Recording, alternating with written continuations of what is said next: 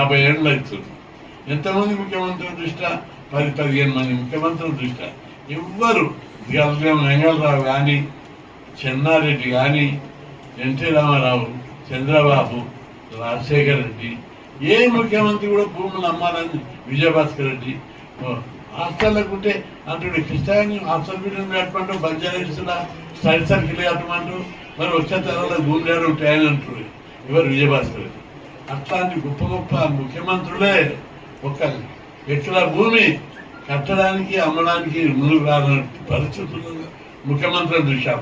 ఈయన 100,000 ఎకరాలు ఊకుమ్మడి అమ్ముతుంటే రాష్ట్రంలోని రియల్ ఎస్టేట్ వాళ్ళందరికీ హెచ్చరిస్తున్నా, మీరు ఏ భూమి కొన్నా మళ్ళా ఉండబెట్టి ఆ భూమి వాపసు వస్తుంది, మీ పైసలు మునుగుతాయి, ఆ భూమిలో పేదలు ఇల్లు కట్టుకుంటారు, నిండా మునుగుతారు, మీరు మళ్ళా చివరకు ఉరిస్తారే మీకు శిక్ష.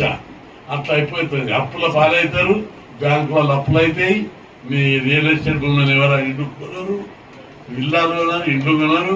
కాబట్టి ఈ వైఖరిని మార్చుకోవాలని చెప్పి ప్రభుత్వాన్ని హెచ్చరిస్తున్నాం. ఇప్పుడు ప్రభుత్వాలు అధికారంలో ఉన్న వాళ్ళు ఏం చేస్తున్నారు, భూముల దందాలనే పైసలు ఎక్కువ వస్తాయని ఇష్టం వచ్చినాడు దందాలు చేస్తున్నారు. అధికారాన్ని అడ్డం పెట్టుకొని రెవెన్యూ వ్యవస్థను, పోలీసు వ్యవస్థను గుప్పిట్లా పెట్టుకొని ఇష్టం వచ్చినట్లు సర్టిఫికేట్లు ఇచ్చి చేసుకుంటా, రికార్డులు తారుమారు చేసుకుంటా, న్యాయాన్ని అన్యాయం, అధర్మాన్ని ధర్మంగా మార్చి దొబ్బుతున్న రాష్ట్రాన్ని ఈ వైఖరి మార్చుకోవాలని చెప్పి హెచ్చరిస్తున్నా.